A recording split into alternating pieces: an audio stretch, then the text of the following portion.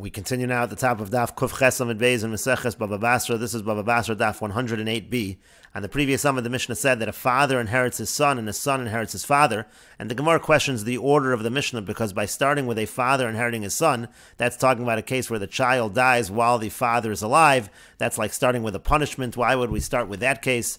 And the Gemara continues, V'yod, and further, K'dichsiv, that would follow what's written in the Pasuk. In the Pasuk, the first thing is, Ish ki yamas, a man dies, uven ein lo, and he does not have a son, meaning to say we're talking about a father who is dying. That's the first case, and the children inheriting the father. That should be the first case in the Mishnah as well.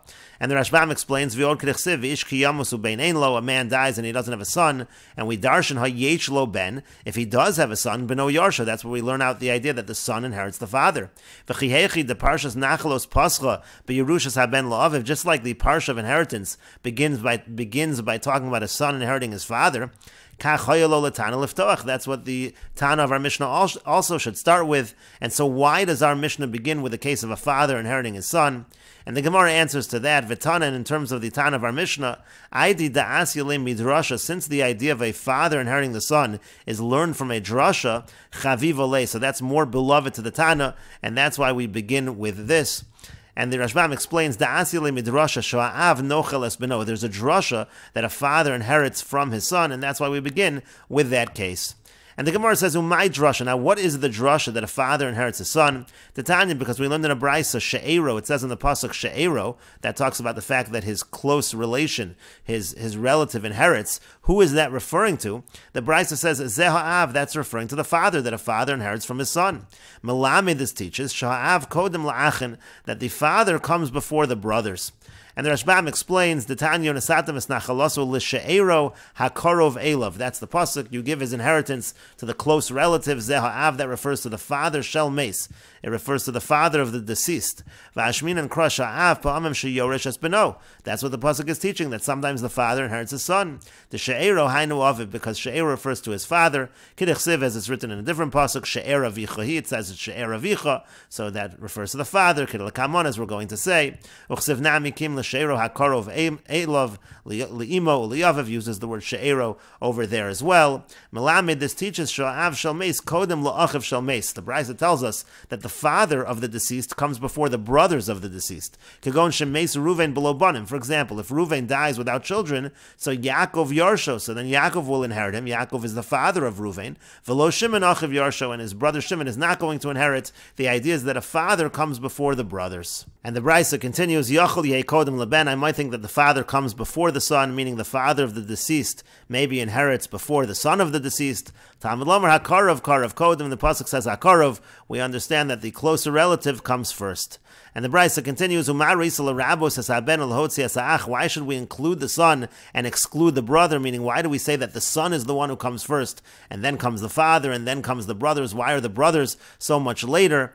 The Brisa says, the reason why I include the son, the reason why the son is considered to be the closest relative who comes first, because he's the one that stands in the place of his father in terms of yid and in terms of stei achuza. The Rashbam will explain this. And the Gemara says, Adrab, on the contrary, maybe I should include the brother because the brother stands in the place, tachas achiv liyibum, the brother stands in the place of his own brother in terms of the mitzvah of yibum. If a husband dies, so then the wife does yibum with his brother, so therefore maybe the brother should be the one that takes precedence. And the Gemara says, Klum yesh yibam ela b'makom she'ein ben. The only time we even have a concept of yibam is in a situation where there is no son. The halach of yibam only applies where a husband dies and he has no children. Ha b'makom she'yesh ben, but in a situation where the person who died has a son, ein yibam, there is no halach of yibam, and therefore we don't take yibam into account in terms of saying that the brother should go before the son. And the Rashbam explains, why do you see fit that the son of the deceased, that he should go first, that he should be before the father of the deceased, and certainly that he comes before the brothers of the deceased, if there is no father? Why do we say that the son comes first? And we exclude the brother. We say not only does the son come before the brother, but the father comes before the brother, and certainly the son comes comes before the father, kodem lach, so he certainly comes before the brother. Maybe I should say the brother is the one who should come first, as the Gemara will say, because of Yibam. And so the Gemara then goes on to say, Mar ben Niyas ben, the reason why I include the son, the reason why he's first, Chanoch ben Ruvain, the reason why Chanoch, the son of Ruvain, comes first, Sheyakum tachas aviv lenachal otzfei Shimon achi Ruvain, he comes in terms of inheritance before Shimon, who's the brother of Ruvain. Why is it that the son comes first? Sharei kam Chanoch tachas aviv Ruvain liyud, because Chanoch, the son, he comes in place of his father in terms of the halacha of yiyud. What is yiyud? Shemkanu Ruvain amo hevriya. Let's say Ruvain acquires a female maidservant, yachol liyad alo. There's a halacha of yiyud that the master is allowed to marry this maidservant. Keshayirtza b'kesav mignasa. He's allowed to marry her using the very same money. He doesn't need to give other money. The very same money that he used to purchase her as a maidservant can be used for kiddushin. That money that he gave, shenasan liyavia, that he gave to her father, zayamim, from previously, that money has been long spent. And the point is, he doesn't need to give a new kiddushin. Rather, he just says, he says, you're going to be miyuedesli, which is the language that is used when you're doing yid, when you're marrying this woman. The pasuk says, let's say he doesn't want to do yid, that implies that there's a concept of yid. And the point of the Gemara over here is that this halach of yid applies not only to the master, but to his son as well. As it's written in the pasuk, Vim livno yad. Let's say he wants to do the yid with his son. But there's no halach of yid for anyone else. It's just for the master and for his son. And if somebody else wants to come along, he needs to give another kiddushin. He needs to give other money for that kiddushin. Even to the brother, even to his own brother, he can't do yid.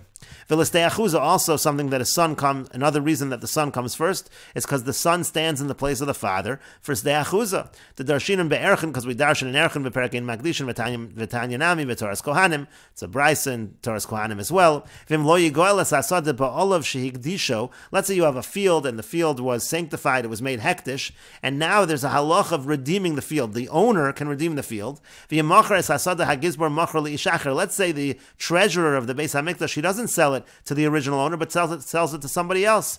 And we darshan li'isha acher v'lo livno shel makdash. The halach of isha acher applies to someone else and not to the son. The son is considered to be the owner, just like the owner himself. Anyway, the halach is, if it's sold to somebody else, not the owner, not the son, then it goes to the kohanim in Yovel. Let's say it wasn't a different person who redeemed the field. Rather, let's say it was not just the owner, but let's say even the son of the owner. Then the field returns to the father in the Yovel year.